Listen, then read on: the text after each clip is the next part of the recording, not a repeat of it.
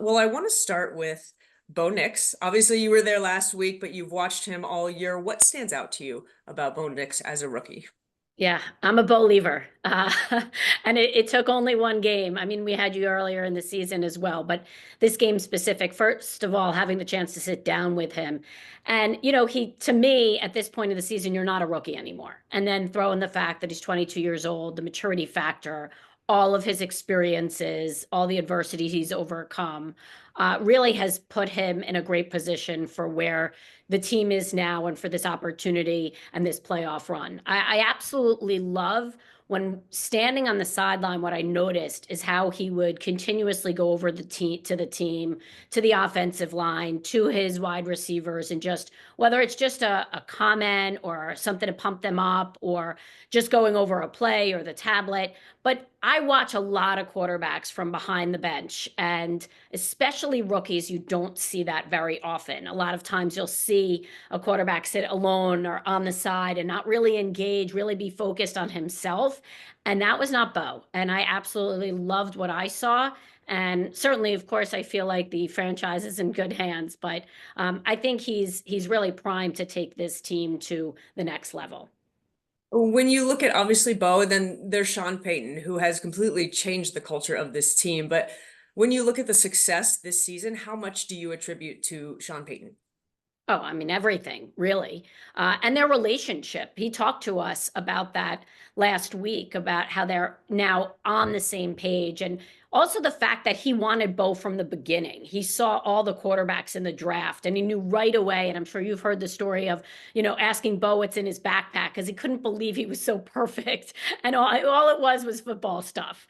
And, the fact that they're on the same page and Bo is able to learn from one of the best when it comes to offensive play calling and a head coach and the experience, of course, that Sean had alongside Drew Brees. And I know we hear the comparisons a lot between Bo and Drew, but I think that partnership, the belief in each other, and then of course the belief he has from the team, I think Sean has put this team obviously in a really great spot in just a few years. And I think it all stems, no doubt, at the top. I want to go to the other side. Obviously, we talk about Bo all the time in Colorado, but Josh Allen, and what I want to kind of talk to you specifically about, Tracy, is when you look at the pressure and the expectations, how much pressure is on Josh Allen this year after the past few years to get this team to a Super Bowl? Yeah, I think there is a lot of pressure. Certainly, they're not going to talk about it. We did sit with them, and I asked the question of maybe what you've learned in the past on your runs through the playoffs that maybe you adjust a little bit to make you have more success coming into this season. But they put that aside. They don't really focus. They focus on what they can control, especially Josh.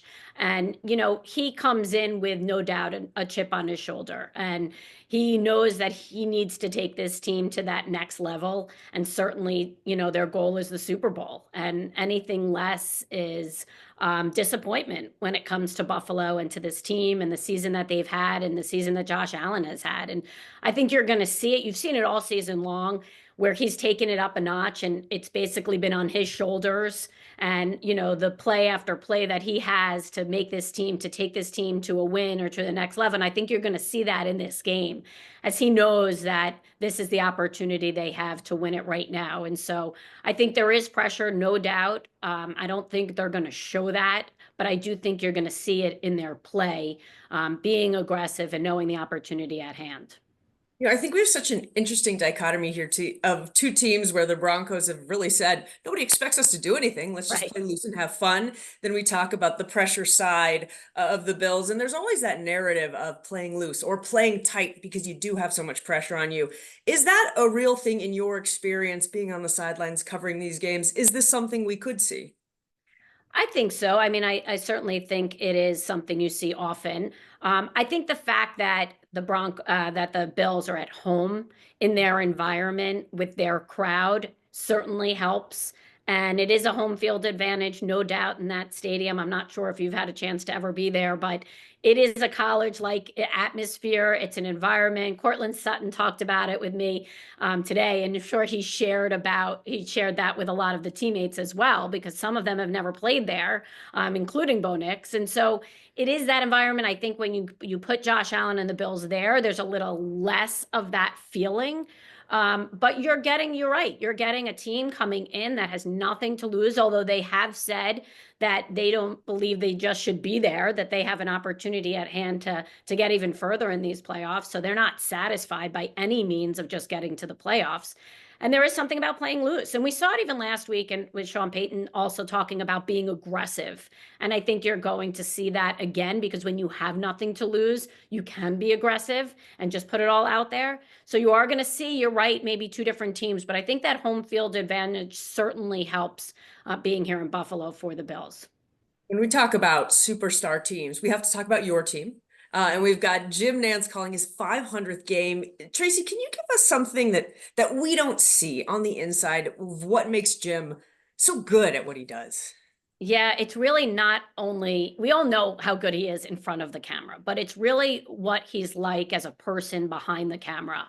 He welcomes everyone in. He takes the time to spend with every person that wants to talk to him. He mentors so many. He can recall people he's met from years and years ago along his path. And, he meets everyone. Everyone wants to talk to Jim Nantz, but you can not have seen him in 10 years, walk up to him, and he will remember the story exactly when he met you, and he will open his arms to you.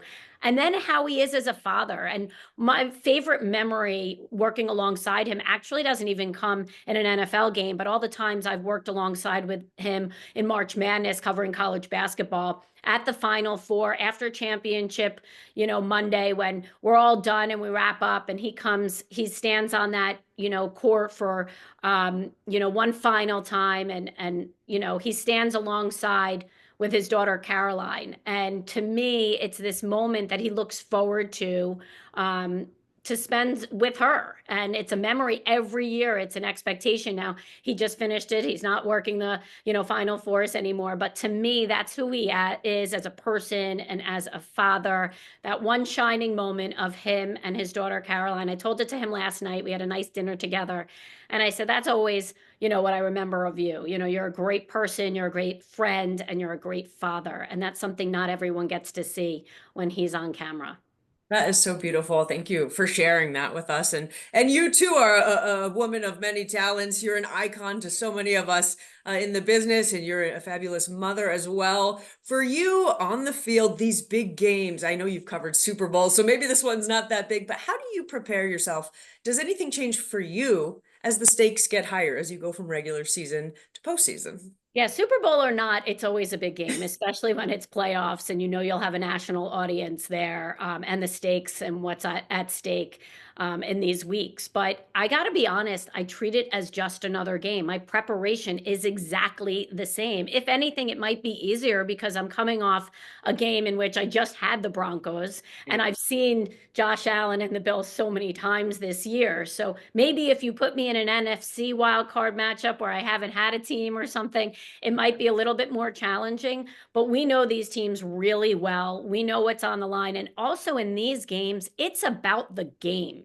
You're kind of done talking about the football stories or the behind the scenes stuff, and you don't have time for it either because the game is so competitive, and that's at least what you expect. And so there's not a lot of time to get those extra stories. And yes, we're going to touch, or I'd like to touch on Von Miller, going up against the Broncos. Had so many incredible things when I spoke to him this week about it. And I'm sure you read it all and heard it all this week as well.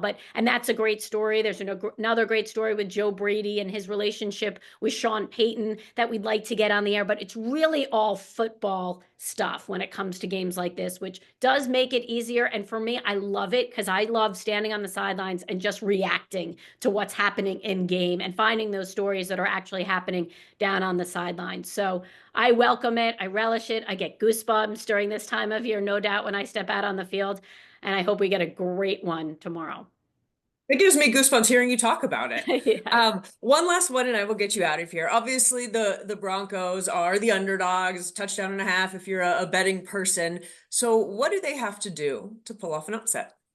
Yeah, I mean, I absolutely am obsessed with this defense. And, the league leading 63 sacks, franchise record, the pressures that they get.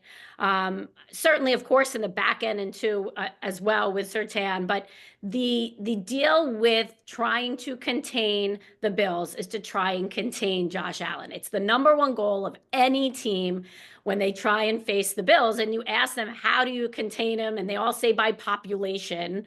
I mean, it's not easy to just get Josh Allen down, right? But I believe that the Broncos have the opportunity. They have the defense with Vance Joseph. They're playing at an elite level right now.